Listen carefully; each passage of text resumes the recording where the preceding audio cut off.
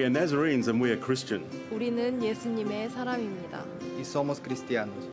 Бид итгэлийн ахандус. Tunatenda mwana Kristo. И мы христиане. Sisi ni wa Nazareno na tu wa Kristo. We are Nazarene, and we are holiness. 我们是拿撒勒人，我们是圣洁的。 ကျမတို့ဟာတန်ရှင်သောသူတွေဖြစ်တယ် 미티안간시. И мы люди святости. Tunatenda moyamsene. 우리는 세상과 구별된 성결인입니다. We are Nazarenes and we are missional. И мы люди с миссией. Patianrian atuan mi kansi. Na tunaamini kupeleka ujumbe. We are missional. 我们是宣教者。 Y somos misioneros. Tunatenda kutumizira wamwe banu. Бид Назарен. Бид бусдад үйлчлдэг хүмүүс. We are Nazarene and we are connected. Kami sa rekapetman ni iskopla haso ko kyang mafamil na rendi. I forso kyang ni konronghen. ကျမတို့ဟာယုံကြည်သူတွေဖြစ်တယ် Estamos conectados. 在基督里是一体。 Бид ивнэгдэлтэй. И мы едины. Na tunaamini kwa umoja. Tunatenda kubatana na wamwe banu. 우리는 모두 하나입니다. Kami ay Nazareno at kami ay magkakaugnay. We are Nazarene, and we are connected.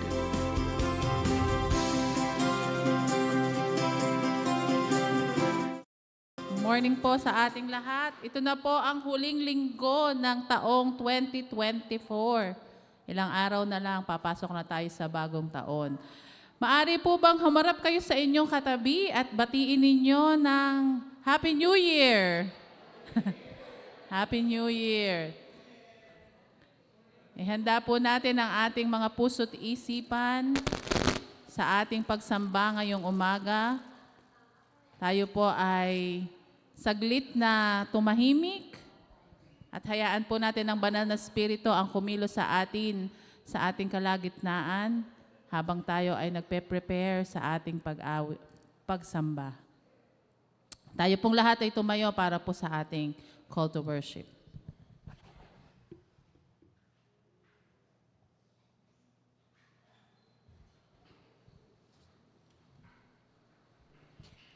Nagagalak ako at magsasaya dahil si Yahweh ang Diyos na nagliligtas sa akin.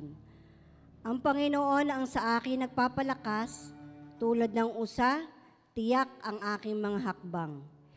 Inaalalayan niya ako sa mga kabundukan. Ang Panginoon ay nasa kanyang banal na templo. Tumahimik ang lahat sa harapan niya, manahimik ang buong sanlibutan sa kanyang presensya. Purihin ang banal niyang pangalan.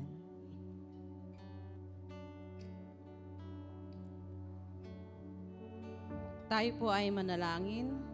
Dakilang Diyos, aming amang mapagmahal, maraming salamat po, Panginoon, sa umagang ito, na kami, Panginoon, ay binigyan mo ng kalakasan upang kami, Panginoon, ay makaparito upang ikaw ay aming purihin at sambahin, Panginoon.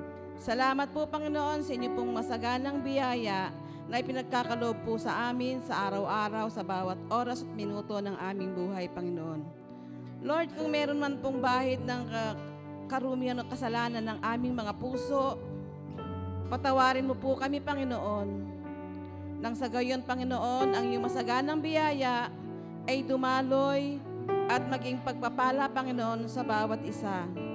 Dalangin po namin, Panginoon, na patuloy mo kaming gamitin, Panginoon, sa iyong mga gawain at dalangin po namin, Panginoon, ang mensahera mo na maghahatid ng salita ngayong umaga, Panginoon, na puspusin mo siya, Panginoon, ng iyong banal na espiritu at nang sa gayon, Panginoon, ang mamumutawi sa kanyang mga labi ay ang iyong kalooban, Panginoon. Ikaw po ang makita namin sa kanyang katauhan, Panginoon.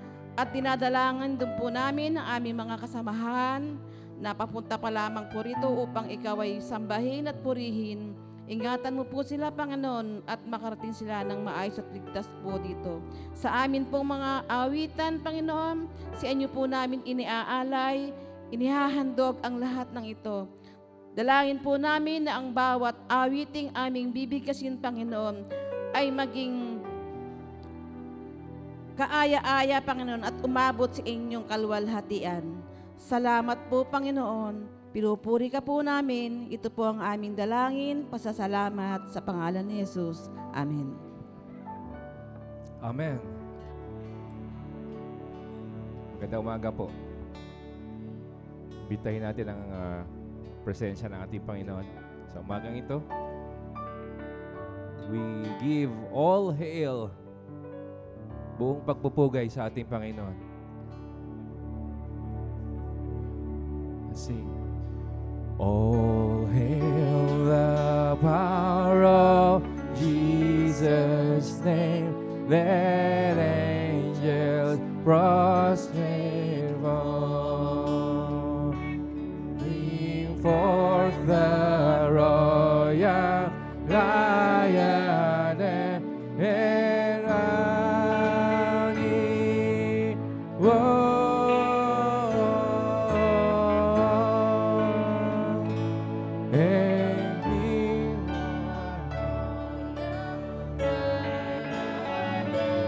And crown him Lord.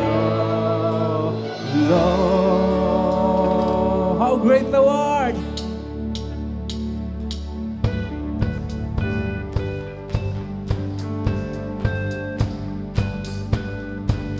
Magandang umaga po!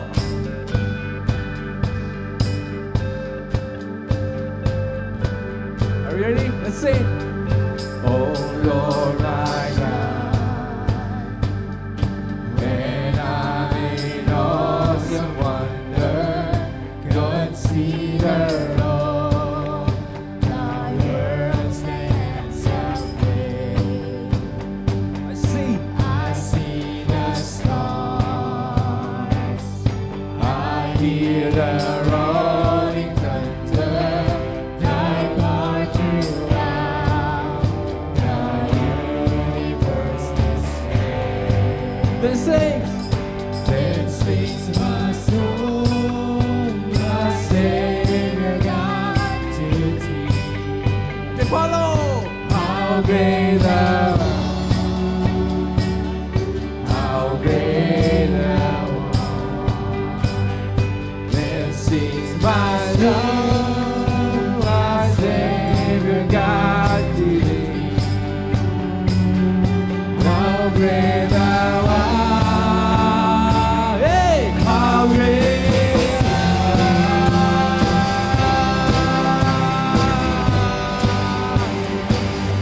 how great thou art.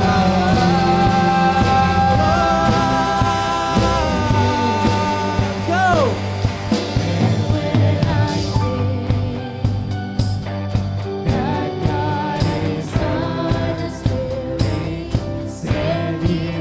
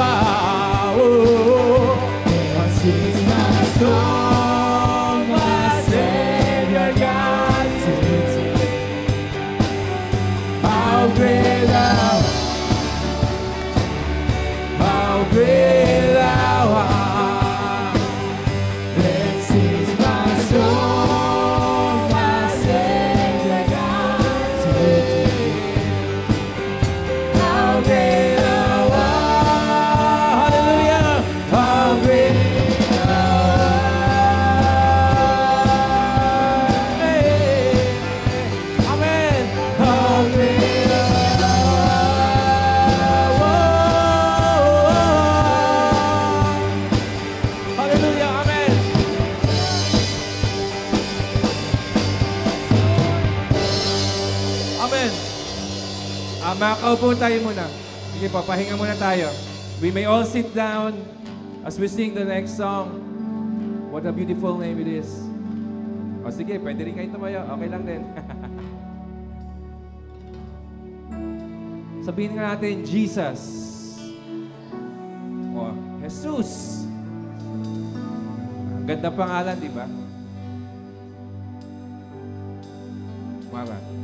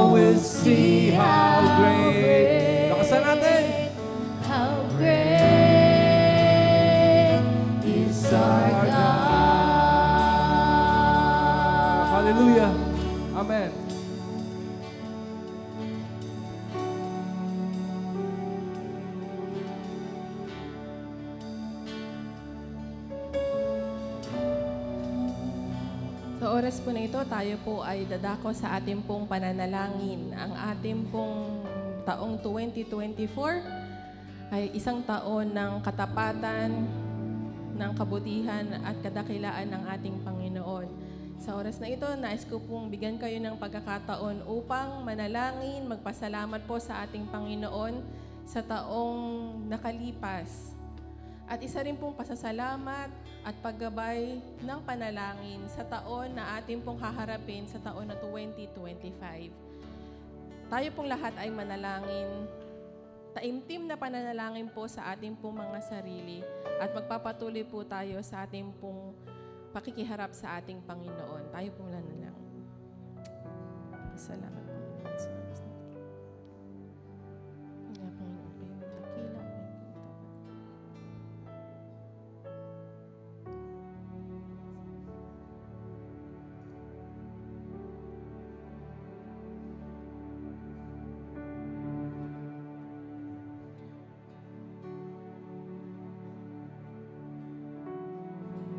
Aming Diyos na banal, aming makapangyarihang Panginoon, ang Diyos ng aming mga ninunong si Abraham, Isaac at Jacob.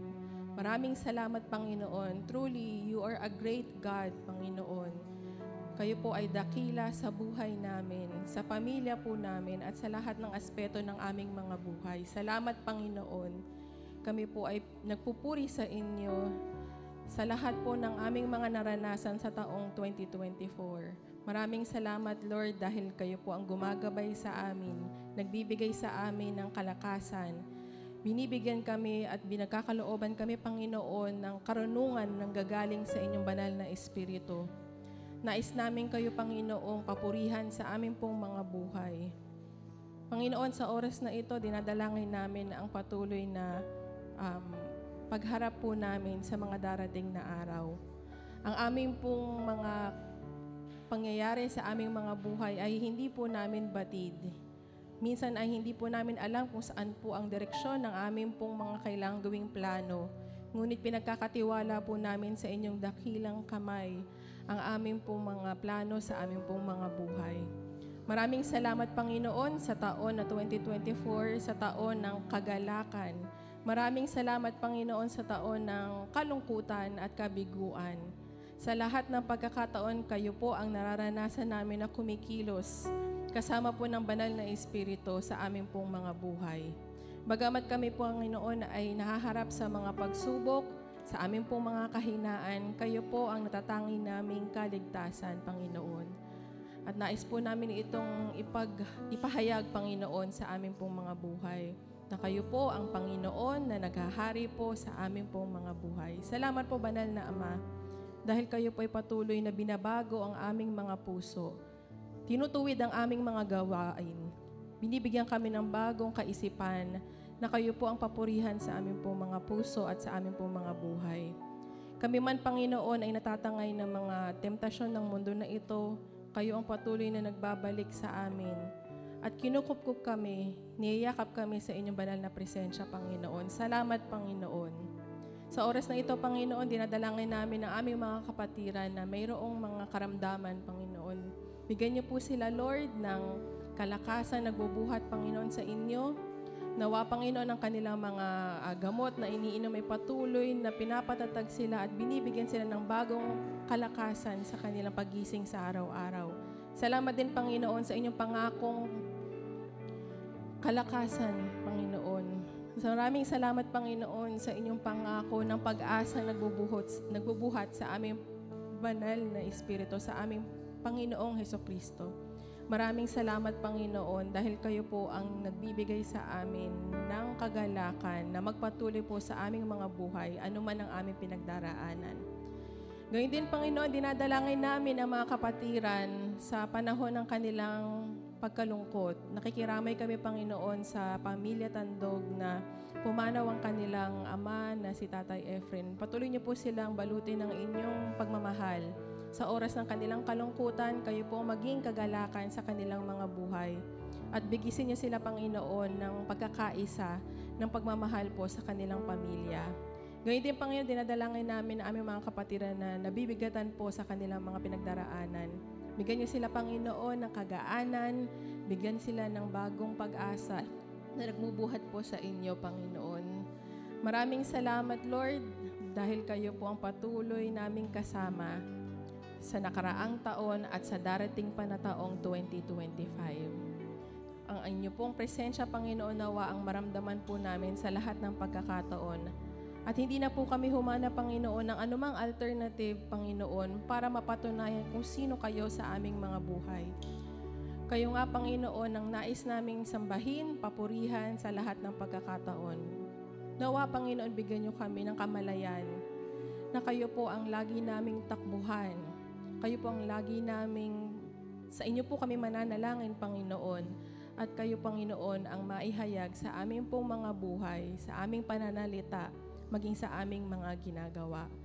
Sa oras na ito, Panginoon, dinadalangin namin ang inyong paggabay sa pagharap namin sa taong 2025. Nawa, Panginoon, kami ay magpatuloy na lumalakad ng tapat sa inyo lamang, Panginoon.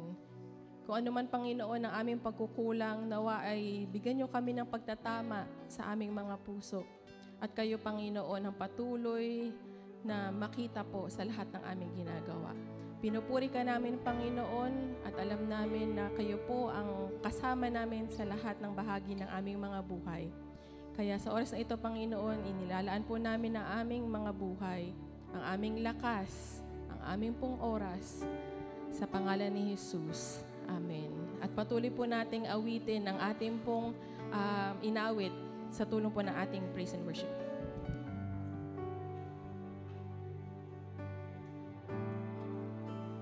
Sing.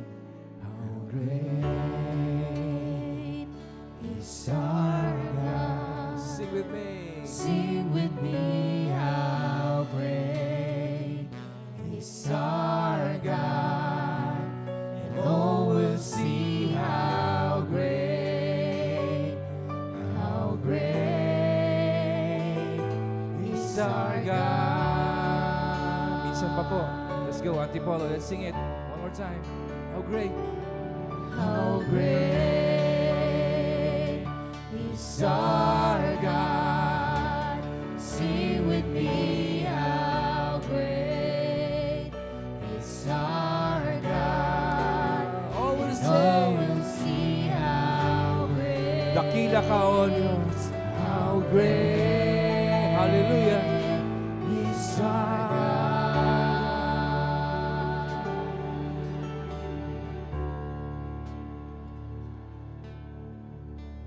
Salita na po. Manatili po tayong nakatayo sa pagbasa ng salita ng Diyos. Buksan po natin ang ating mga Biblia sa Filipos 2:5-11.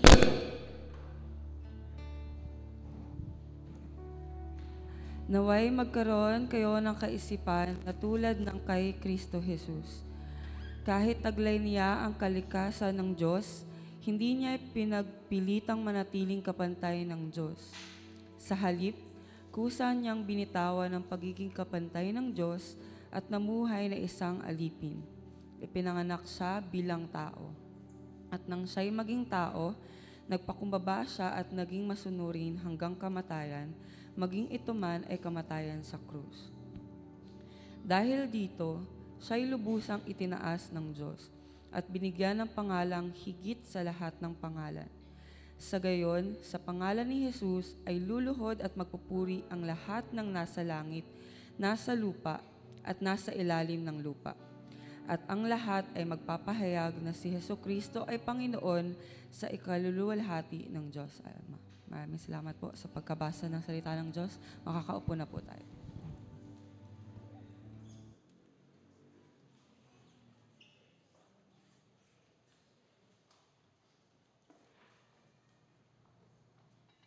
Morning po sa atin lahat. Hello. Naririnig po ba ako? Amen. Sa buwan po na ito, ang ating pong mensahe or ang ating pong focus ay tungkol po sa compassion. O siguro sa Tagalog po ay awa, o ito po ay maaari nating sabihin na kaawaan na nagbubuhat or mercy mula po sa ating Panginoon, or pagbibigay ng ating oras, ng ating pong kalakasan para po sa ating Panginoon. Sa taong pong 2024, ito po madalas yung ating pong taon na binabalikan natin yung mga kaganapan sa ating pong mga buhay. Madalas po nating iniisip, ano ba yung nangyari sa aking buhay ng January, February? Siguro babalikan niyo po, ano ba yung mga nangyari sa akin na maganda?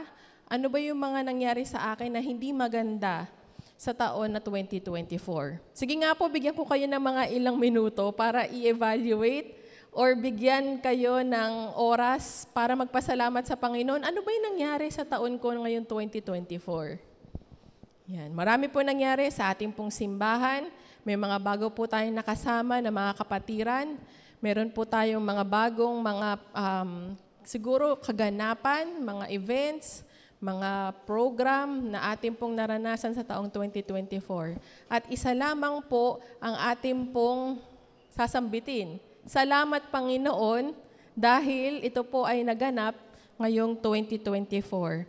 At mas pinatibay nito ang aking pananampalataya, ang aking relasyon sa aking Diyos na aking manilikha. Kaya naman po, tayo ay punong-puno ng papuri at pasasalamat sa ating Panginoon, hindi lamang sa taong 2024, kundi sa parating din na 2025. Alam natin na excited tayo sa anumang kailangang ganapin ng ating Panginoon sa ating mga buhay. Tayo pong lahat ay manalangin bilang pasisimula po sa ating sermon or sa ating pong mensahe. Dakilang Diyos, kayo po ay banal, kayo po ay makapangyarihan sa aming pong mga buhay. Maraming salamat, Panginoon. Sa oras na ito, hinihiling po namin ang gabay ng inyong banal na Espiritu at ang inyo lamang presensya at kapangyarihan ng mahayag po sa umaga na ito. Sinasamba ka namin, pinupuri ka namin, Panginoon. Sa pangalan ni Jesus, Amen. Madalas daw po, when we start our year, sabi ko nga po kanina, ini-evaluate natin po yung ating mga sarili. Ano ba yung naganap sa taong 2024? At madalas din nating naririnig na kailangan mas gagalingan ko ang mga ginawa ko ng 2024 at mas aayusin ko ang sarili ko ng 2025. Kaya po nauuso yung New Year's resolution. Sasabihin natin, magda-diet na tayo ng 2025. Ayaw na natin yung mga ginagawa natin ng 2024. Kaya pagdating ng 2025, mas pag-iigihan natin yung ating mga sarili. Meron din po tayo mga sinasabi na kapag 2024, kung tayo daw po ay madalas nalilate, sa 2025, hindi na ako malilate. Yan ang mga New Year's resolution. Tapos meron din po tayo mga sinasabi na kung dati ako ay magagalitin, 2024, ngayong 2025, Panginoon, tulungan mo ko na magkaroon ng pagtitimpi o turuan mo ko na magkaroon ng pasensya sa lahat ng pagkakataon. So ito po yung mga tinatawag natin na New Year's resolution o siguro pag-i-improve ng ating mga sarili sa darating po na taong 2025. Sa Tagalog po, madalas na kalaban daw po natin, ang sabi po sa Tagalog, madalas daw pong kalaban natin na yung ating mga sarili, pag nais daw po nating magbago. Dahil yung ating daw po mga sarili, ang ating siguro matatawag natin na critic o yung kalaban natin. Kung gusto nating maging maaga sa pagising, kaso pagod, masakit ang katawan, mga siguro sasabihin natin, hindi pa, mamaya pa ako babangon, ganyan. So kalaban daw po natin yung ating mga sarili. At alam kong ilan po sa atin ay nakaka-relate o nagkakaroon po ng inyong siguro pakiramdam na kagaya po ng mga bagay na ito. Sabi po dito, okay lang po tayo na makaranas ng mga siguro hindi magandang pakiramdam sa ating mga buhay. Pero lagi daw po nating iisipin na tayo daw po ay magkakaroon ng improvement sa ating mga buhay. Lalo na po kung tayo ay mayroong maayos na relasyon sa ating Panginoong Hesukristo. Minsan nga lang, nakukumpara po natin ang ating mga sarili sa mga pinagdadaanan natin sa ibang mga kapatiran. Ang madalas po nating nakikitang improvement ng ating mga kapatiran ay nakikita natin ngayon, mas visual daw, sa social media. Tama ba yun? Nakikita natin na, uy, may bagong ganto ang aking kaibigan.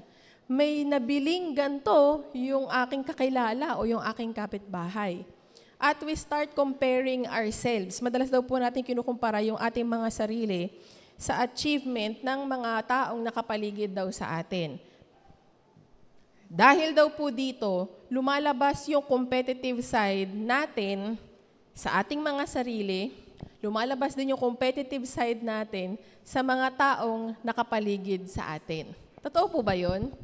Kung dati tayo ay tahimik lang at okay lang naman na ganito lang tayo, simple, pero dahil gusto natin ng improvement, nagiging competitive tayo sa ating mga sarili. Nagiging competitive tayo sa kakilala natin. Kasi iisipin natin, kung nakaya niya, kaya ko din. Kung nagawa ko, magagawa ko din. At yun daw yung madalas na dinidikta sa atin o sinasabi sa atin ng ating kapaligiran na kailangan kong maging okay every day ng aking buhay. Nilalabas nito ang competitiveness sa ating mga sarili. This is how the world operates daw. And sometimes, even in Christian, may mga gantong, in a Christian setup, sa Christian world, may mga ganto rin daw pong pagkakataon. Inuubos daw po natin ang ating pong oras, ang ating pong enerhiya, para kalabanin o maging defensive para maipakita natin yung bagong tayo, yung bagong improvement sa ating mga sarili. So, ang mga bagay daw po na ito ay nakakapigil para magkaroon tayo ng kababaang loob sa ating Panginoon or humility sa harapan ng ating Panginoon. So okay naman daw pong magbago, okay naman daw pong may improvement. Kaya lang minsan kung nasosobrahan tayo ng pagiging competitive sa ating mga sarili at sa mga taong nakapaligid sa atin, we became prideful at nakakalimutan natin ang humble presence na lumapit sa ating Diyos at itama, ayusin ang ating mga puso at ang ating isipan sa harap ng ating banal na Diyos. Kaya naman, being compassionate means presenting ang ating mga sarili o being compassionate ay ibig sabihin daw po ay inilalaan natin ang ating mga sarili sa harapan ng ating Diyos na baguhin tayo. Bigyan tayo ng bagong pag-asa sa ating mga puso. At bigyan tayo ng worthy tayo sa pagmamahal mula sa ating Diyos na banal. Kaya po sinasabi doon sa Philippians 1:27-28, napaalala po sa atin bilang mga mananampalataya, ang scripture na ito na mababasa po natin. Ano po yung sabi dito sa Philippians 1:27-28? Kaya nga mga kapatid, pagsikapan ninyong mamuhay ng nararapat ayon sa magandang balita ni Kristo. Sa gayon, makabalik man ako sa iyong piling o hindi, makatitiyak pa rin akong kayo'y nanindigan sa iisang diwa at sama-samang ipinaglalaban ang pananampalataya sa magandang balita. Huwag kayong matakot sa inyong mga kaaway.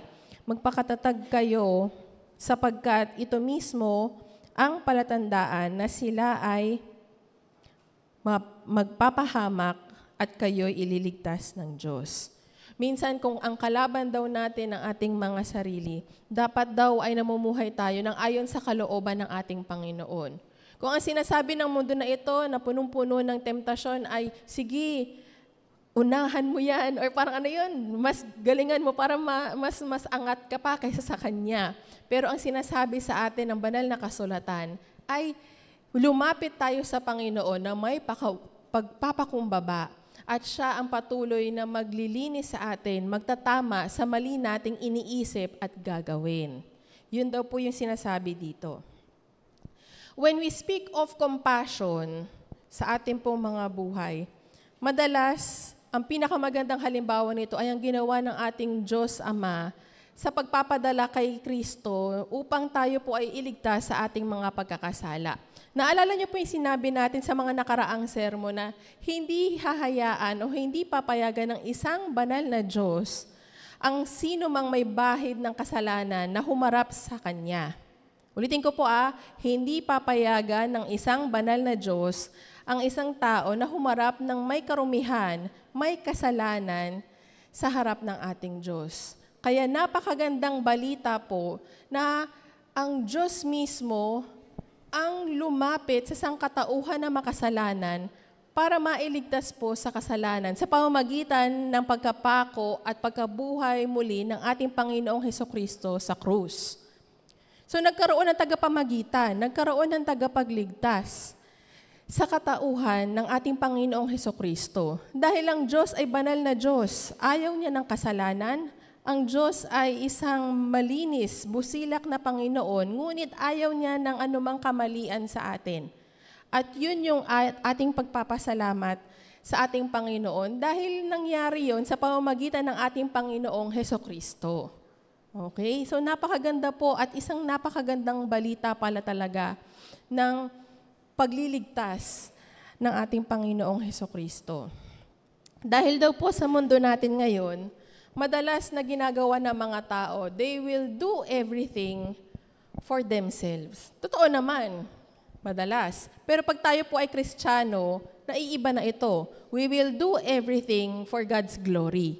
Ganun na yung ating kaisipan pag tayo ay Kristiyano. Pero madalas, nagiging biktima pa rin tayo ng ganito. We want success. We want everything for our self-fulfillment. Gusto nating to feel good sa ating mga sarili, sabi doon. Madalas nating sinasabi na gagawin natin ang lahat para tayo ay magkaroon ng tagumpay. Totoo naman. Kaya lang sabi natin kanina, nilalabas nito yung competitive side natin at nakakalimutan natin ang kabanalan o ang kaluwalhatian ng buhat sa ating Panginoon. We have a tendency na protektahan lagi ang sarili natin at hindi tayo magkaroon ng pagkamusta sa ating mga kakilala. Ang isa daw pong, sabi ko nga, ang pinakamagandang halimbawa ng pagiging compassionate ng Diyos sa atin ay yung pagmamahal ng Diyos sa pamamagitan ni Hesukristo. Inialay niya ang kanyang sarili, ibinigay niya ang kanyang sarili para tayo ay magkaroon ng pag-asa, bagong buhay, kapayapaan, at ma-enjoy natin ang anumang mga bagay na ipinagkakaloob sa atin ng Panginoon. Kaya po, medyo conflict na ang tendency ng tao to preserve themselves, to feel good about themselves. Ganyan po ang mundo natin ngayon. To feel proud of ourselves. Di ba laging may mga sinasabi sa post sa Facebook na feeling proud or parang ito yung aking achievement na nangyari sa taong ito. Tapos tatapikin pa yung sarili, ganyan. Good job, self, ganyan. Ang galing-galing. Pero ito po ay madalas na kabaliktaran ng ating Kristiyanong pamumuhay. Kakaiba daw po ang pamamaraan ng ating Panginoon sa ating pong buhay Kristiyano. Tandaan po natin na ang Diyos na banal, ang Diyos na hari ng mga hari, ay piniling makisalamuha sa makasalanang mundo na ito. Pinili ni Hesukristo na maging ka-close, kaibigan ng mga makasalanan para sila ay magkaroon ng kaligtasan at pag-asang buhat sa ating Panginoong Hesukristo. Sinakripisyo niya ang kanyang buhay ng ating Panginoong Hesukristo para tayo po ay maging tuwid sa harapan ng isang banal na Diyos. Kung tayo po ay naintindihan natin o meron tayong kamalayan sa ating mga sarili na tayo ay may pagkakamali, tayo ay hindi karapat-dapat sa isang banal na Diyos, tayo po ay nabiyayaan ng kaligtasan mula po sa ating tagapagligtas na ating Panginoong Hesukristo.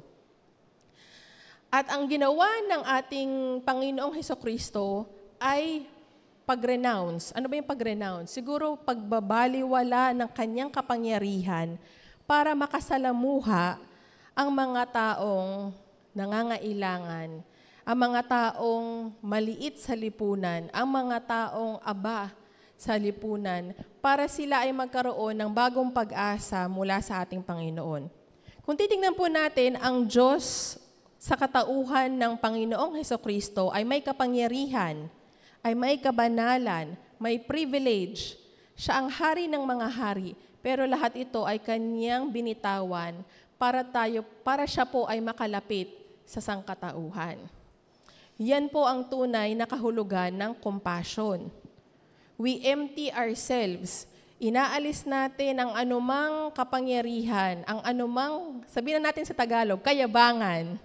sa ating mga puso, sa ating mga buhay, para tayo ay makalapit at magpakumbaba sa isang banal at makapangyarihang Diyos. Yun po ang tunay na compassion sa ating mga kapwa. Alam niyo po ba, madalas na problema sa ating mga opisina sa pagtatrabaho ay ang hindi pagkakasundo ng mga boss at ng mga tauhan sa operations. So, nung ako po ay nakapagtrabaho sa isa pong kumpanya, madalas na mayroong alitan or gap or disagreement ang management team at ang operations team. May mga bagay na pinapagawa ang mga boss na hindi maintindihan ng operations. At may mga bagay na inaasahan ng operations na gawin ng mga boss, ngunit hindi sila magkasundo. Bakit po?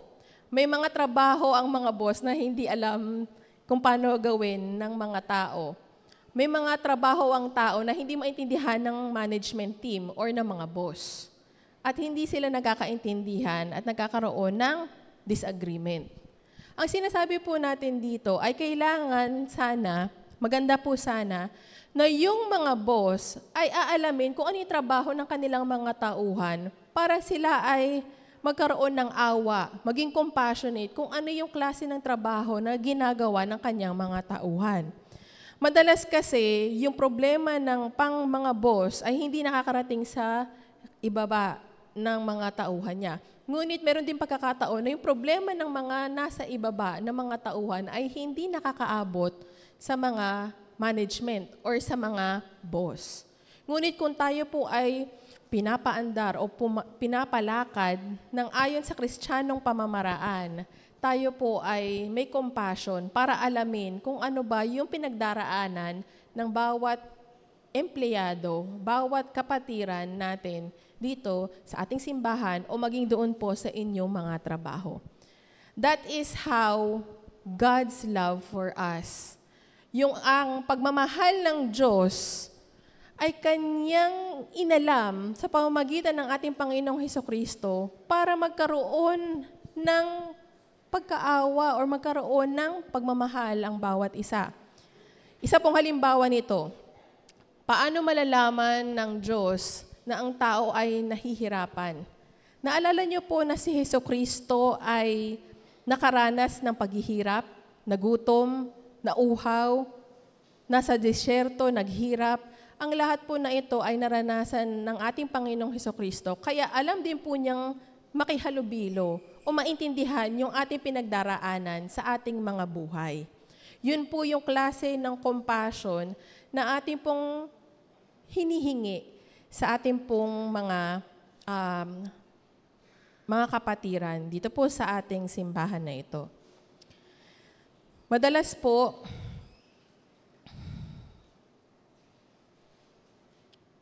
ang Diyos daw po ay isang banal at makapangyarihang Diyos na piniling magpakasakit, piniling mahirapan, at maipako sa krus upang tayo daw ay magkaroon ng kaligtasan. So ito daw po yung ipinakitang compassion ng ating Panginoon sa sangkatauhan. At ito daw po yung magandang kopyahin o i-imitate na paraan ng compassion sa ating pong mga buhay. Nais po ba nating paglaanan ng oras ang ating mga kakilala? Nais po ba nating bigyan sila ng ating lakas para malaman kung ano yung kanilang pinagdaraanan? Para sila daw po ay maramdaman nila yung presensya ng Panginoon ay kumikilos sa kanilang mga buhay. Sa kalungkutan lamang o sa kung tutuusin, madalas sa atin ay busy sa ating mga ginagawa. At minsan ay nakakaligtaan natin na kamustahin yung pinagdaraanan ng ating mga kapatiran. Kaya ito daw po ay isang paalala sa atin na kahit gaano daw po tayo kabisi sa ating ginagawa, ipakita daw po natin yung klase ng pagmamahal at compassion na ipinakita sa atin ng ating Panginoong Hesukristo sa ating pong mga kakilala. Para dito daw po nakikita ang ating pagiging authentic na Kristiyano. Ito daw po yung ating pag-uusapan na how to show Jesus Christ to people in a compassionate way. Paano ba natin maipapakita ang ating Panginoong Hesukristo in a compassionate way? Unang-una daw po, nakatangian natin or kailangan nating gawin ay ang bagay na ito. We are called as faithful witness, not judges. So kung tatagalogin ko po, tayo daw po ay tinawag na tapat na saksi, hindi manghuhusga o hindi nanghuhusga ng ating kapwa. Ulitin ko po, tayo daw po ay tinawag na tapat na saksi, hindi para humusga ng ating kapwa. Marami po ba sa inyo ang nakaranas ng paghuhusga sa ating paligid? Yung nasabi nyo na po ba na isang beses sa inyong buhay na ang judgmental naman ito? Or parang, ano ba yan? Parang nahusgahan naman ako nang hindi naman nararapat. Madalas daw po ay naririnig natin ito sa mga tao na hindi pa mananampalataya. Sabi dito, we are not to say and kung ano yung dapat gawin ng ating mga kapatiran o kaibigan, kundi tayo daw po ay nandoon para makiramay sa kanila, to be compassionate with them. Tayo daw po ay tinawag upang lumakad sa liwanag. We are here to testify the light, to walk in the light. Pero dito daw po minsan tayo ay nabibigo. Minsan tayo ay nagfe-fail. Dahil pinapangunahan daw nating magkaroon ng solusyon ang problema kaysa dumamay at makinig sa problema ng ating mga kapatiran. Naranasan niyo na po ba yun? Nagsabi ng problema yung inyong kakilala sa inyo. At ang sinabi nyo, ay gawin mo to, punta ka sa ganito, punta ka sa SSS, punta ka sa munisipyo, ganyan. Pero nakalimutan nating tanungin, ano ba yung kanya pinagdadaanan talaga? Hindi tayo nakikinig. Hindi natin inilalaan yung ating compassionate ears o yung ating pagiging compassionate sa pagbibigay ng ating oras para pakinggan yung pinagdaraanan ng ating kakilala or kaibigan. And madalas, mabilis tayo na, punta ka dito, punta ka ganyan. Ayan, punta ka. But we forget the emotional side. Yung kanyang mismong emosyon na ano yung pakiramdam ng may pinagdaraanan na gantong problema. Ano yung pakiramdam mo kapag ikaw ay binigyan ng ganyang pagsubok? Yun po ang kailangan nating gawing pagsasanay bilang mga Kristiyano. Lalo na po dito sa Antipolo Church. Kasi napakagaling po ng ating mga miyembro sa Antipolo Church. And hindi ko po matatawaran yung galing nyo when it comes to problem solving. Kaya nga minsan, ano na lang sabi ko, ang galing nila. I admire. Gustong-gusto ko kung paano tayo kino-connect. Punta ka sa ganito. Punta ka sa gantong tao. Humingi ka ng gantong form. Ganyan. Ay, napakagaling po. Purihin ng Panginoon sa mga kapatiran. Pero ngayon po, dadagdagan po natin. This time, ang mga kapatiran ay maglalaan ng oras para alamin ano ba yung pakiramdam nang ikaw ay may problemang ganyan. Okay ka lang ba? Kamusta yung iyong pinagdaraanan? Masakit ba? Yun po yung compassionate way na inaalam natin yung pinagdaraanan ng ating pong mga kapatiran. We listen to them. We cry with them. Imbis na bigyan agad natin ng solusyon, but we allow ourselves na ma-experience yung kanilang pinagdaraanan sa kanilang mga buhay. Sa madaling salita, hayaan po natin na maranasan ng bawat isa ang paggabay ng Diyos Ama, Diyos Anak at ng Espiritu Santo sa paraan ng ating pakikipag-usap sa kanila. Baka po tayo po ay nauunahan agad ng solusyon, pero yung ating pagbibigay ng oras ng ating sarili sa kanila ay nakakaligtaan natin paminsan-minsan. Sa ating pong pagiging witness, isa pong magandang halimbawa ng pagiging saksi ay ang ginawa po ni Juan Bautista. Naalala niyo po ba si John the Baptist? Sino po si John the Baptist? Siya po yung nagbautismo kay Panginoong Kristo or kay Hesukristo para siya po ay ma-prepare sa ministry at maging empower siya upang magampanan yung pagmiministry niya, pagmimilagro niya, pagpapagaling ng may sakit, pagpapalakad ng mga lumpo. At si John the Baptist, ang inaakala ng mga tao na tagapagligtas o ang Mesaya. So wala pang kamalayan ang mga tao noon na si Hesukristo yun. Ang inaabangan nila or ang iniisip nila ay si John the Baptist. Okay? So yun po yung kaisipan ng mga tao noon. So mas kilala ng mga tao si Juan Bautista at mas nakikita nila yung kahalagahan ng ministeryo ni John the Baptist dahil hindi pa naman nila namimit ang Messiah. Doon lamang po nangyari yung encounter nila nung nabautismuhan na ni John the Baptist si Jesus Christ. Okay? Pero alam niyo po, napakaganda ng sinabi ni John the Baptist para maiwasan yung atensyon ng tao sa kanya. Kasi sinasamba na siya ng mga tao eh. Si John the Baptist ay tila parang siya na yung superstar. Imbis na ang maging kapansin-pansin ay ating tagapagligtas na ang ating Panginoong Hesukristo.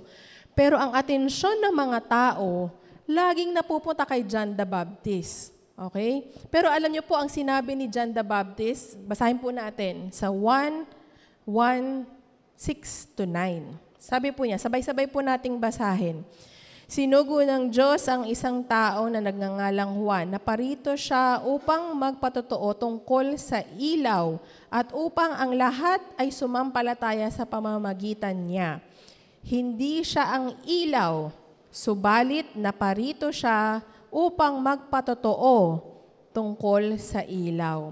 Ito ang tunay na ilaw. Dumarating ito sa sanlibutan upang magbigay liwanag sa lahat ng tao. Hindi po si Juan Bautista ang ilaw. Okay? Tandaan po natin yan. Hindi po si John the Baptist ang ilaw. Pero siya ay nagpahayag, nagpatotoo ng ilaw na mula sa ating Panginoong Hesukristo. So sana po tayo po ay maging kagaya din pala ni Juan Bautista. Maging kagaya ng testimony ni John the Baptist na hindi naman pala siya yung ilaw, hindi naman pala siya yung superstar, hindi naman pala siya yung magliligtas sa sangkatauhan, pero siya ay nanatiling tapat at nagkaroon siya ng kanyang testimony at ipinakalat niya ito sa lahat ng tao para maluwalhati o maihayag ang liwanag na buhat sa ating Diyos. So sana po ay maging magandang motivation po natin ito sa ating buhay Kristiyano. Kasi minsan pag tayo ay nagte-testimony, minsan napupunta yung attention sa atin ng mga tao. Ang galing-galing mo naman. Ang galing mo naman. Pero lagi nating sasabihin na papuri sa Panginoon. Salamat sa Diyos dahil siya ang nagbigay ng kalakasan para mapagtagumpayan ko o malagpasan ko ang mga pagsubok sa aking buhay. We are not called as judge, manghuhusga sa ating mga kakilala, but we are called to be witness, maging saksi sa liwanag na mayroon sa ating Panginoong Hesukristo. Ang testimony daw po natin will always bring back all the glory sa ating Panginoong Hesukristo at kung sino siya sa ating pong mga buhay. Kaya pagsasabihin po ulit, sabihin natin, ay gumaling siya, ganyan. Pero ang laging sabihin ay papuri sa Diyos. Salamat sa Panginoon dahil siya ang tunay na nagpagaling o nagbigay ng solusyon sa aking pinagdaraanan. So we are not the light. Next slide po. We are not the light. Tandaan po natin. But we witness to the light. Sige po. Sa next slide po yan. Tandaan po natin yan. Mula po yan sa John 1:8. We are not the light, but we are witness. O tayo ay mga saksi ng liwanag na buhat sa ating Panginoong Hesukristo. So yung testimony daw po natin, naalala ko yung testimony pag prayer meeting, Napakaganda ng mga testimony time pag prayer meeting kasi iba't ibang mga adventure sa buhay ng ating mga kapatiran dito sa simbahan natin. Pero ang maganda po lagi nilang sinasabi sa dulo, salamat sa Panginoon, papuri sa Panginoon kasi niloob niya na maganap ang kanyang kalooban. Mapalakas ako, gumaling ako sa aking mga karamdaman. Dahil po sa biyaya ng ating Panginoon. Ang ating daw pong testimony ang magbibigay ng paniniwala o pananampalataya sa lahat ng mga makikinig or nakakarinig ng ating sinasabi. So, ulitin po natin, Ang ating daw pong testimony ay magpo-produce ng believers o magbibigay ng mga maraming makakarinig at mananampalataya o sasampalataya sa ating Panginoong Hesukristo. Ibalik po natin ang lahat ng papuri, kaluwalhatian at pasasalamat sa ating Panginoong Hesukristo kung ano po ang kanyang ginawa sa ating pong mga buhay. So, yun po ang ating pong una. Paano daw po tayo mamuhay ng may compassion na isang Kristiyano? Tayo daw po ay tinawag na mga ilaw, hindi manghuhusga or not as judge sa ating pong community of faith. Pangalawa po, we are called to be community of truth and hope. Tatagalogin ko po ulit. Tayo daw po ay tinawag bilang isang komunidad na nagpapahayag ng katotohanan at pag-asa. Ang inyo po bang buhay ay punong-puno ng honesty o transparency? Minsan, di ba, hindi. Minsan tatanungin tayo, kamusta ka? Okay ba yung pakiramdam mo? May kagalit ka ba? Hindi, wala akong kagalit. Pero sa loob-loob ng ating puso, nagtatampo nga ako eh. Parang ang dami nga sinabi sa akin ito eh. Minsan ganun po tayo, di ba? Parang itinatago natin yung ating mga totoong nararamdaman. Minsan ayaw nating sabihin kasi ayaw nating makaaway yung iba nating mga kakilala. But tayo daw po, bilang isang Kristiyano, we are called to be community na nagpapakalat ng truth and hope o pag-asa. Kapag tayo daw po ay tinanong kung ano ang isang katangian na mayroon sa ating community, sa ating simbahan sa AFCN, ano kaya yung unique characteristic na pwede po nating ipagsabi sa mga nais makapag-church dito sa atin? Actually, tinanong po namin ito sa isang NYI Sunday School. Ano ang isang karakteristik ng Church of the Nazarene o ng AFCN NYI? Kasi sa NYI po namin pinag-uusapan to, na gugustuhin ng ibang kabataan o ng ibang mga kakilala natin na makita sa loob ng ating simbahan. Kung kayo po ay tatanungin, ano kaya yung magandang katangian ng ating simbahan na maipagmamalaki natin o siguro ay mapagsasabi natin sa ibang mga tao? Ano po kaya yon? Maybe some will answer, may merienda kami pagkatapos ng service. So, maganda yon. Maaring ang iba sa atin sasabihin, may pakape kami, may bago kaming percolator. Salamat sa percolator po sa mga church board. Matagal ko ng request yan. Yan. May percolator or may kape. Sasabihin po ng ilan natin, meron pong mga totoong ngiti sa labi pag kami ay binabate ng ushers. Lagi daw po nakasmile. Ganun po ba tayo dito sa church? Laging nakasmile ang mga kapatiran? Baka naman laging nakaano. Sumatingin, ganyan. Pero ang isa daw po magandang katangian ng ating simbahan, dapat daw po ay mayroong pagmamahalan, pag-uunawaan, pagkakaisa. And I pray din po na yung ating church ay patuloy na nagpapalakasan sa isa't isa. Hindi nagsisiraan o gumagawa ng mga bagay na ikasasakit ng bawat isa. So, isa daw pong katangian ng ating pong congregation or anumang Christian congregation ay maging isang lugar daw po na ang lahat ay trained para isupport o siguro po ay ma-exercise ang pagiging makadiyos, nakatiwala. Para lahat daw po ay kayang ipagtanggol ang pananampalataya, ipagsabi ang pananampalataya sa sino mang kakilala nila.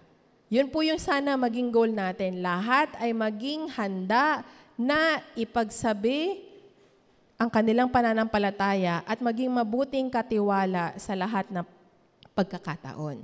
So, hindi daw po para, ito po, hindi daw po para magbingi-bingihan sa mga pagkakamali ng mga tao sa paligid natin. Pag nakita daw po natin na tayo daw po ay isang Kristiyano, maganda daw po na may pagtatama, buhat po sa tulong ng ating Diyos, ang sinasabi po natin sa ating community of faith at sa ating pong mga kapatiran. Because when there is truth, there is also hope. And kasama doon ang pagtutuwid sa mga likong gawain. Okay? So tandaan po natin, walang perpektong church, walang perpektong relasyon, walang perpektong pagkakaibigan. Ngunit bilang isang Kristiyano, itinutuwid tayo ng Panginoon para tayo po ay mamuhay ng may pagkakaisa sa bawat isa. Okay? So sana ganun daw po tayo. Nagpupuri tayo. May honesty na itinatama o itinutuwid ang gawain o maling gawain ng ating mga kakilala. May kagalakan, nagpapalakasan, at sinasanay ang bawat isa sa kabanalan na kalooban ng ating Panginoon. Okay? Sana po tayo ay mayroong kabanalan sa ating pong mga buhay at patuloy na ginagawang encouragement ng bawat kapatiran dito po sa ating simbahan. Alam niyo po, isang nakakalungkot na mga siguro pinagdaraanan ng ilang hindi mga mananampalataya ay yung kawalan ng tulog o kawalan ng maayos na sleep dahil sa pag-aalala. Sino po dito sa inyo yung madaling makatulog kahit na ano yung pinagdaraanan sa buhay? May problema man, may unos, may lindol, nakakatulog agad. Parang bihira, no? So sino po dito sa inyo yung laging puyat, pag may problema, pag may pinagdadaanan, isip ng isip, hindi makatulog sa gabi? Madalas tayo po ay nakaranas ng ganoong pagkakataon sa ating mga buhay. Alam niyo po, pag tayo po ay nasa Panginoon, tayo po ay may kapayapaan buhat sa Kanya. May nais po akong ikwento sa inyo. Nung ako po ay nanonood ng television, isa pong show na nakita ko doon sa TV ay yung pagpapakita ng iba't ibang bagong hotel o iba't ibang bagong mga siguro ay lugar kung saan pwedeng magpahinga. Nung ito po ay ipinresent doon po sa show na to. Next slide po. Ito po yung itsura nung lugar. Maaring ang ilan sa inyo ay nakaka-recognize kung ano yung lugar na ito. Sabi ko, napakaganda naman itong lugar na ito. Sa may Batangas po ito. At talagang ikaw ay marerelax. Ikaw ay magkakaroon ng pahinga dito sa lugar na ito. Daig pa nito ang mga hotel. Dahil sa hotel, di ba, building. Ito yung mismong kwarto nyo. Tapos may sarili kayong swimming pool, ganyan. Ito pong lugar na ito ay napakaganda. Nung nakita ko po ito, sabi ko, sana makapunta ako dyan. Pero alam niyo po, isa sa kanilang mga layunin nitong lugar na ito ay magbigay ng maayos na tulog sa mga taong hindi makatulog o makakuha ng maayos na tulog sa kanilang pang-araw-araw na buhay. Nung tinignan ko po sa agoda.com or sa mga booking.com kung magkano ang isang kwarto o isang lugar dito, pinakamababang halaga ay 9,000 pesos per night. Okay, so imagine niyo po, 9,000 pesos per night dito sa lugar sa may Batangas. Ako po ay naisip ko agad, Panginoon, mayroon talagang handang magbayad ng 9,000 para lang magkaroon ng maayos na tulog, para magkaroon ng kapayapaan.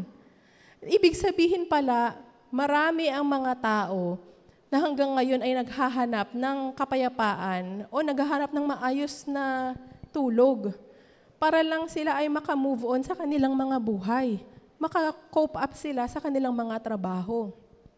Ako po ay nagkaroon ng kalungkutan. Hindi naman sa kalungkutan ng pagyayabang, kundi kalungkutan ng compassion. Na marami palang mga tao sa lipunan natin ang handang magbayad ng 9,000 per night para lang magkaroon ng maayos na tulog. Can we have compassion sa mga tao na naguguluhan, naghahanap ng kapayapaan sa kanilang mga buhay? And yun po yung nais nating alamin sa ating mga kapatiran. Mga simpleng bagay, maayos ba yung tulog mo? Kumpleto ba yung tulog mo? Dahil this is the kind of compassion na pwede nating ipakita sa kanila sa hindi mananampalataya o sa mananampalataya man. Alam niyo po, medyo nung nalaman ko po na 9,000 per night dito sa lugar na to, alam ko, natanong ko tatay ko, ilang minuto ka bago matulog? Nung sinabi niya, mga 2 minutes, tulog na ako. Sabi ko, abay, kayamanan pala yun. Kasi yung iba ay bumabiyahe papuntang Batangas, nagbubook ng 9,000 pesos per night para lang makaranas ng experience na kagaya nito at magkaroon ng quality sleep. And this is something that we should be compassionate o bigyan natin ng kaawaan sa mga taong naghahanap pa rin ng pag-asa, kapayapaan, katotohanan po sa ating mga buhay. Nung inisip ko po na itong 9,000 per night na to, baka ito po ay applicable sa mga CEO, yung mga busy talaga sa trabaho. Or yung talagang walang kapayapaan sa dami ng email or sa dami ng mga responsibilidad sa kanilang mga buhay. Pero salamat sa Panginoon dahil nawa tayo po ay magkaroon ng kumpleto, maayos na tulog at magkaroon po tayo ng awa, ng pagpapakita ng compassion sa ating po mga kakilala. Pangalanan ko na po yung lugar, The Farm in San Benito sa Batangas. Yan po yung kanilang amenities. They want to give good quality sleep at magkaroon po ng relaxation sa kanilang mga kliyente or sa kanilang customers. As we pray this time, we continue to give hope, to give truth, pagtatama sa ating po mga kapatiran, lalo na sa mga hindi pa mananampalataya. That there are still things na pinag-aalala nila, kailangan nila ng kaagapay, kailangan nila ng pagkakamusta, at nawa hindi po ito maging limited lamang dito po sa ating kapatiran, sa ating church. Kundi ito rin po ay maging dala-dala po natin sa anumang klase ng pakikitungo natin sa ating po mga kapatiran. Panghuli po, ano ba ang Christian way on how we will become compassionate? Pangatlo po, we are called to follow the way of the cross. Amen. So we are called to follow the way of the cross. Or tayo daw po ay tinawag na sumunod sa paraan ng pagpapasa ng ating krus or ng pagpapasa ng ating pong or ang ginawa ng ating Panginoong Hesukristo. The way to follow Jesus is to be one with the Holy Spirit, maging kaisa ng banal na Espiritu at maging present, maging katabi ng mga tao na naguguluhan, may problema, may pinagdadaanan sa kanilang buhay at magpakita ng pagkalinga and to care for the people. I pray na ang church po natin ay ganito, that we care for the needs of the people. We pray for those who are having troubles. We pray and we give care sa kanilang mga pinagdaraanan sa buhay. I pray that our church is not a church that isolates people at nagbibigay ng pagsuporta sa pag-a-isolate. Meron po ba kayong kilalang mga kapatiran na laging nasa isang sulok lang? Sana we will have the opportunity na kamustahin sila. Bakit lagi kang nasa sulok lamang ng ano? Sana tayo po ay laging nagtatanong, kamusta ka na? Bakit may pinagdaraanan ka ba? May okay ba kayo ng relasyon ng iyong asawa, ng iyong mga anak? And sana ganun pong klaseng church ang meron tayo, that we care for the people. We listen to their problems, okay? Sana hindi po tayo yung church na nagsusuporta ng individualism. Alam niyo po, yung madalas daw na nagpa-practice ng individualism, yung sanay na sanay dito, yung mga Western, yung mga siguro sabihin na natin, mga Amerikano, sanay na sanay sila sa pag-iisa. Pero salamat na lang, nasa Pilipinas tayo. Mahilig tayo magsiksikan, mahilig tayo magtawanan, magtambay sa mga tindahan, tas magkukwentuhan. Kasi doon natin nakikita at naipapakita yung ating concern sa isa't isa. Sana we are a church na aware sa needs ng ating pong mga kapatiran. And sometimes, kahit na mahirap, we will still support or follow the way of the cross. Alam niyo po ba yung pinagdaanan ng ating Panginoong Hesukristo para nung siya po ay ipako sa krus? Mahirap po kung ating pong sasabihin. Parang ganito po. Ibig sabihin po, pastora, kailangan po naming ano tawag doon? Magpenitensya, ganyan. Kailangan po namin pagdaanan yung ganon, hindi po sa ganon na literal na paraan. Kundi ang sinasabi po natin dito ay tayo po ay kakalimutan natin yung mga bagay na makasarili. At ibibigay po natin yung ating mga sarili para po sa kapatiran. Naalala niyo po yung ginawa ng The Good Samaritan? Naalala niyo po yung kwento ng The Good Samaritan? Iningatan niya, binigyan niya ng gamot yung sugat ng taong yon, at binigyan niya ng matutuluyan para makarecover siya mula sa pambubugbog o sa pang-aapi na ginawa sa kanya. Kinalimutan niya yung siguro may schedule siya, pero kinalimutan niya yung schedule niya, inilaan niya yung oras niya, inilaan niya yung pera niya, binayaran niya yung taong yun para magkaroon ng maayos na matitirhan o mapagpapahingahan. Ganun po yung klase ng compassion na ini-encourage po natin bilang isang Kristiyano. Na tayo po ay maglalaan ng ating oras, maglalaan ng ating lakas para po sa ating mga kapatiran. Napakagandang halimbawa po ng ginawa ng ating Panginoong Hesukristo.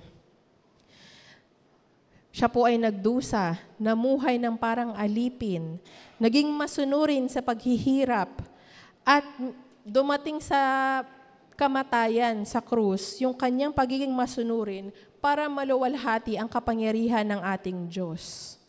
Ito ay mabuting halimbawa ng pagpapasasakripisyo ng kanyang sarili.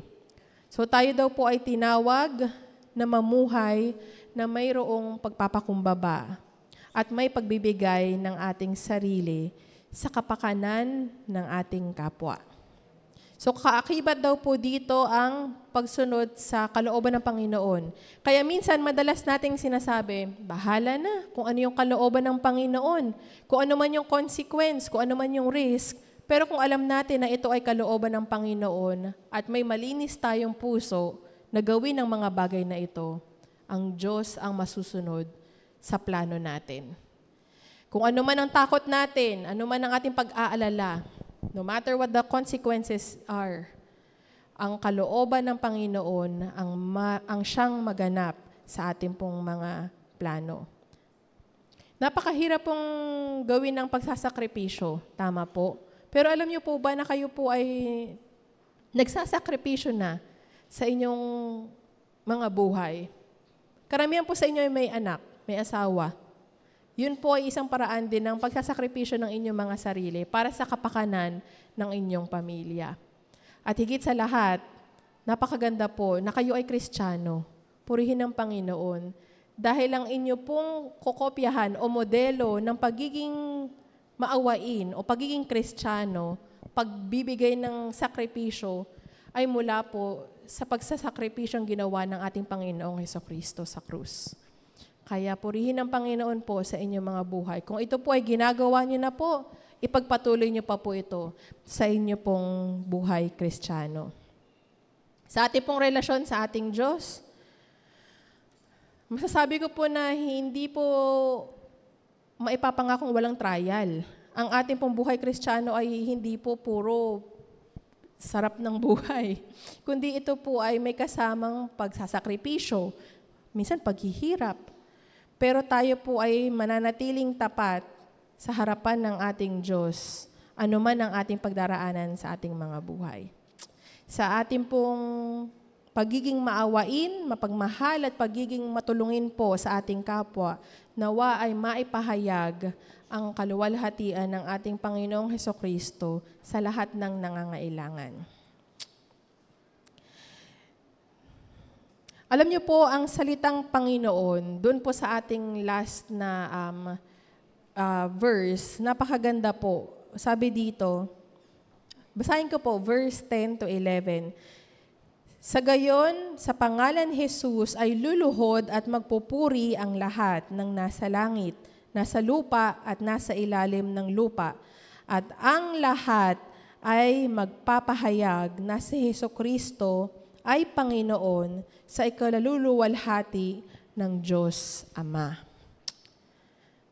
Tayo po ay may tuturing na mga alipin ng ating Diyos.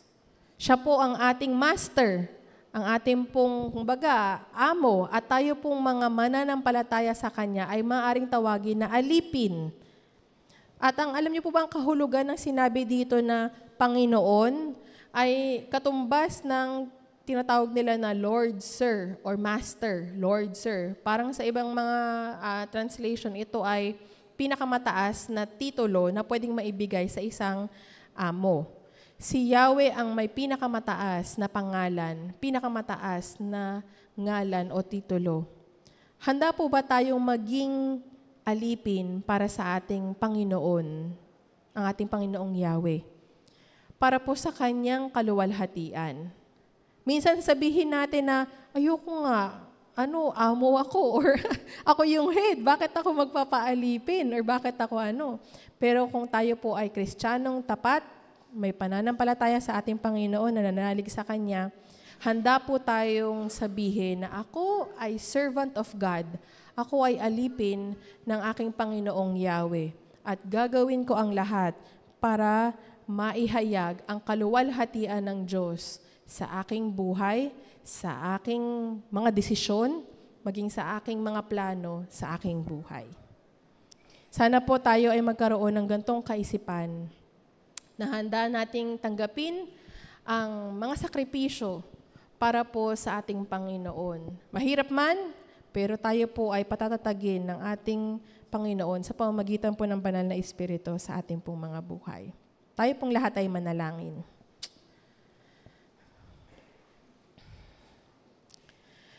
Sa mga oras na ito, alam ko po na ang ilan po sa atin ay may mga iniisip po sa pagtatapos ng taong 2024.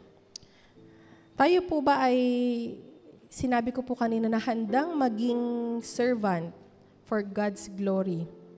Tayo po ba ay patuloy na magpapagamit sa kaluwalhatian ng ating Panginoon?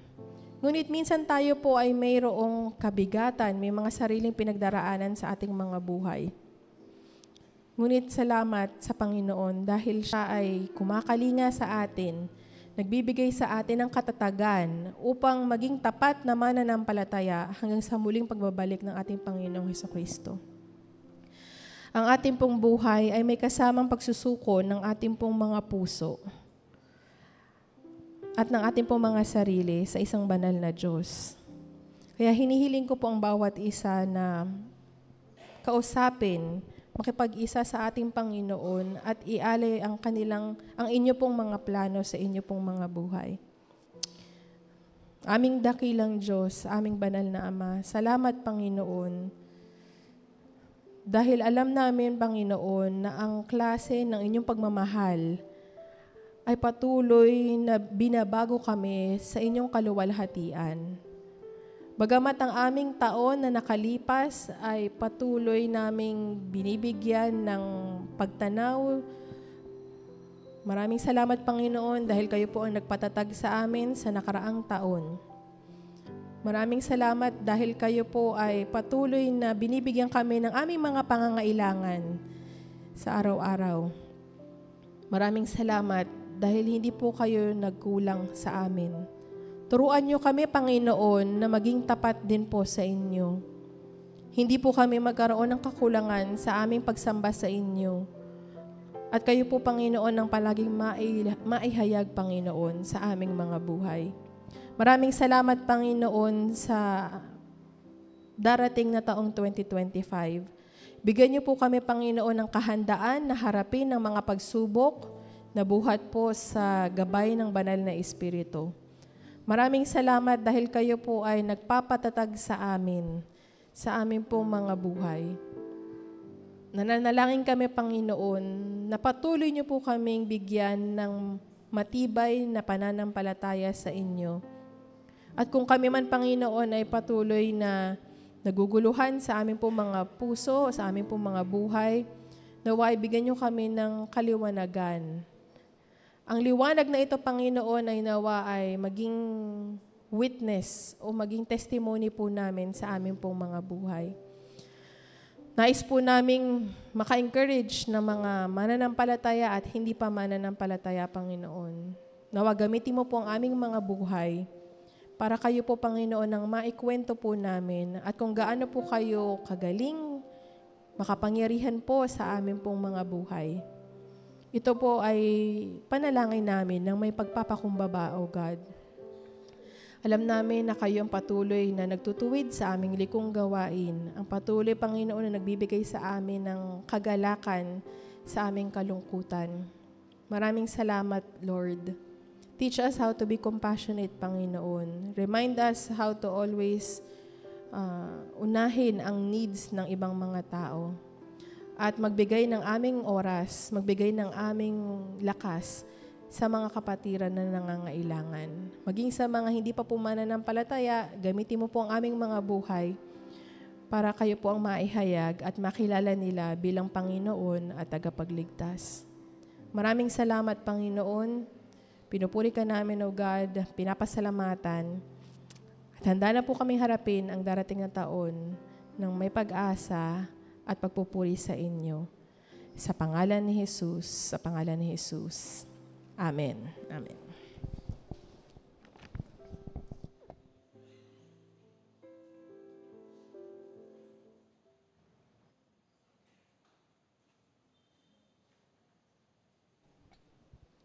Salamat, Pastora, sa inyong mga paalala, sa iyong mga hamon sa bawat isa na how to live with a compassionate heart. At sabi doon ay, we are called as faithful witness. We are called to be a community of truth and faith, truth and hope. And we are called to follow the way to the cross.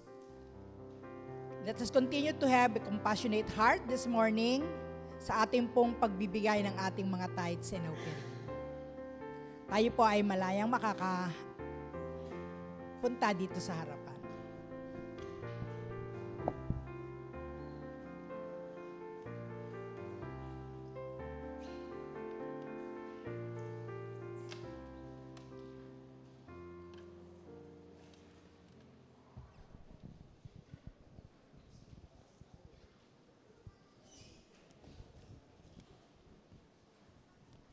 Salamat din po kay Ate Helen Dacanay sa kanya pong magagandang bulaklak na handog ngayong umaga.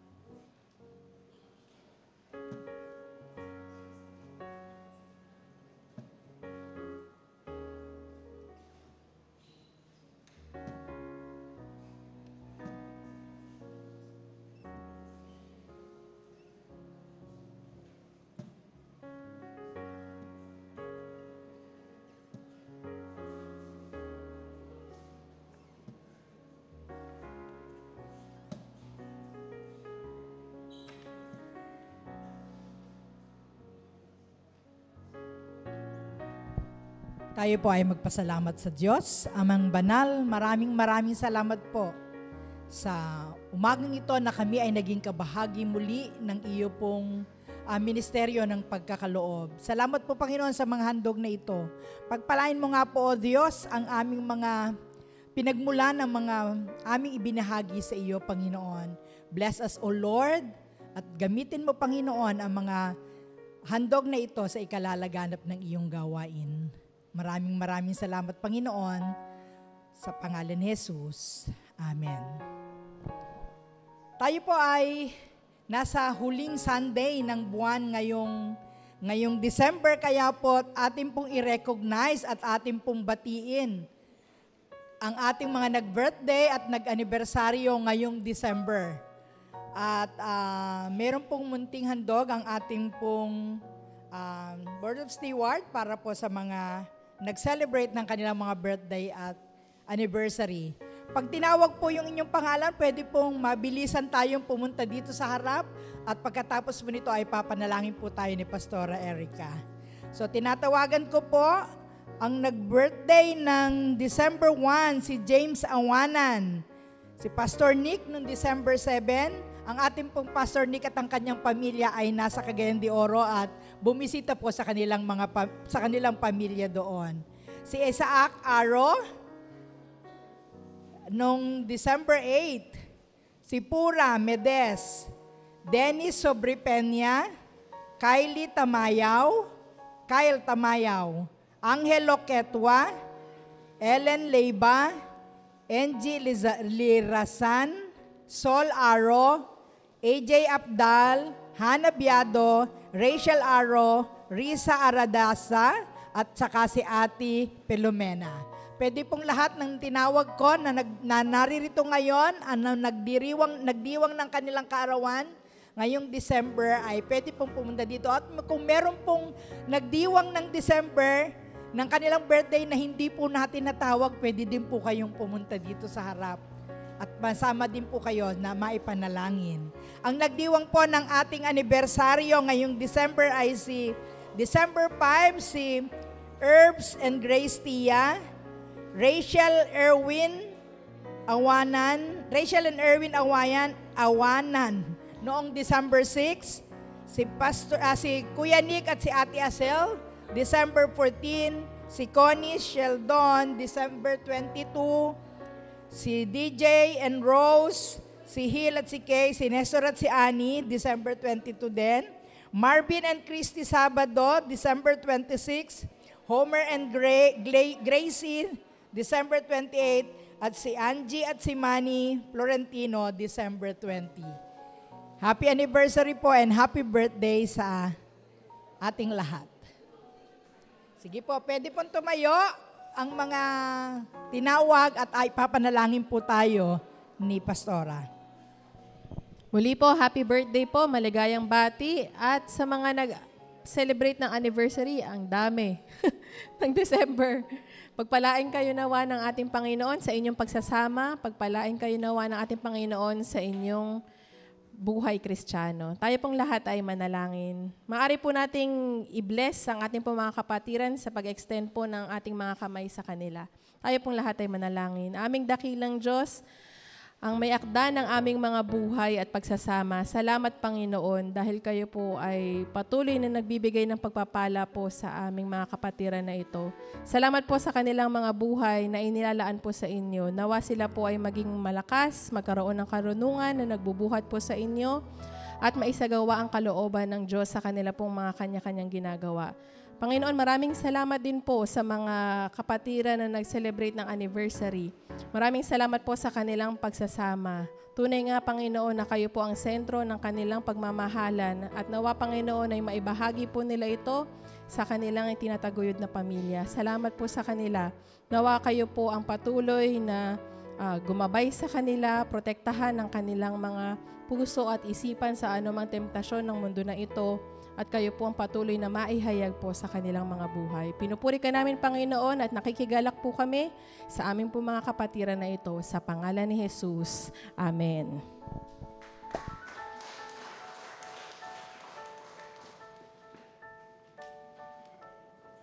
Muli po, happy birthday and happy anniversary. Para po sa ating mga announcement, na-announce po natin ngayon pong Sunday ay sineselebrate ng Metro Manila District ang ating pong Compassionate Sunday. Compassionate Sunday. Kaya po, tayo po pagkatapos po ng ating mga ilang announcement ay kukuhanin po natin ang ating special offering para po sa Compassionate Ministry ng Church of the Nazarene sa Metro Manila District. Sa susunod po ding Sunday ay nais po namin i-promote ng Board of Stewards ang ating pong mga flower offering, ang mga nagbibigay po ng flower offering sa susunod na taon. Maraming salamat po doon sa mga nag-donate o nag-offer ng mga bulaklak ng kada linggo dito sa ating simbahan. So, ang amin pong, meron pong suggestion ang Board of Stewards na kung ano po yung mga nakalista noon, ay gagawin, i-adjust po natin yung mga dates doon sa maging Sunday, yung malapit doon. Hihingin po namin ang inyo pong pagsang-ayon sa susunod na Sunday, maglalagay po kami sa bulletin board or dyan sa labas ng inyo pong go signal doon sa recommendation na yon. At kung meron pa pong mga nagnanais, pwede po natin kasing pagbawat Sunday, isa or dalawa or tatlo ang magbibigay ng bulaklak para po mas maganda ang ating harap ng ating altar.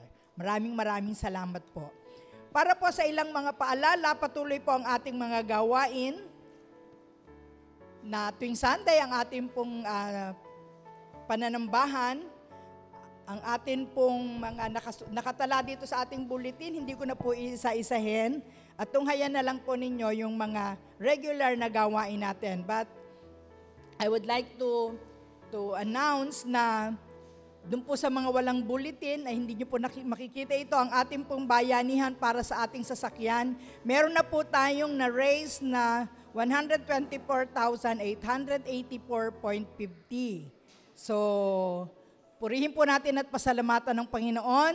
Patuloy po tayong nag-iipon, naglilikom ng ating mga handog para po sa ating pinaplanong pagbili ng sasakyan. Announcement po by January 5, ang atin pong mga NDI Council ay magkakaroon ng election para po magkaroon ng bagong pamunuan ang ating NDI. January 12, ang ating NMI. At January 19 po ang gaganapin ng ating commissioning service sa mga bagong mga leaders na itatalaga. January 12, 19, January 12 and 19, February 2 and February 9 ay magsisimula na po at magpapatuloy yung Discovering Our Christian Maturity. Doon sa mga nagnanais po na maging kabahagi o maging fully member ng ating church ay inaanyayahan po kayong mag-attend ng gawaing ito sa pangunguna po ni Pastor. Kung hindi pa po kayo nasasabihan or nagnanais po kayong maging kabahagi nito ay makikipag-ugnayan lamang po tayo kay Pastor Nick. Sige. Tayo pong lahat ay tumayo at atin pong kukuhanin ngayon ang ating compassionate offering. Pwede na po tayong tumayo at mag-forward. Dito po sa kaliwa ko ang atin pong compassionate offering. Then after this we will request Pastora Erica to close us also in prayer.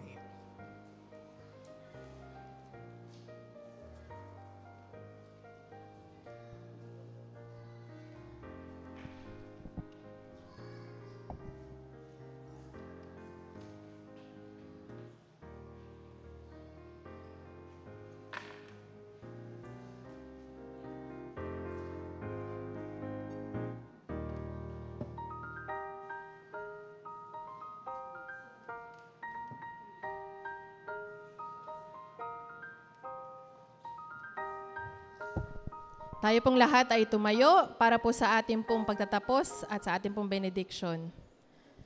Bago po tayo magtapos, bilang ito po yung huling service po natin ng taong 2024, maaari po bang magkaroon tayo ng declaration? Sabihin po natin, I praise the Lord for 2024. Sige po, sabay-sabay po natin sabihin, I praise the Lord for 2024. At sunod naman po, I will trust God for 2025. I will trust God for 2025. Tanggapin po natin ang benediction. Maraming salamat, Panginoon, sa inyo pong kagandahang loob, sa inyong biyaya na patuloy na binabago at pinapatatag po ang aming buhay pananampalataya. Kayo nawa, Panginoon, ang maihayag po sa aming mga puso at sa aming pong mga buhay, sa aming pananalita at maging sa aming pong iniisip. Pinapapurihan po namin kayo, Panginoon. Ang Diyos na makapangyarihan, ang siyang muling bumuhay sa ating Panginoong Hesus, na naging dakilang pastol ng mga tupa dahil sa kanyang dugo na nagpapatibay sa walang hanggang tipan. Naway ipagkaloob niya sa inyo ang lahat ng kailangan ninyo upang maisagawa ang kanyang kalooban at sa pamamagitan ni Hesukristo ay gawin niya sa atin ang nakalulugod sa kanya. Papurihan nawa si Kristo magpakailanman sa ngalan ng Ama, ng Anak at ng Espiritu Santo. Amen.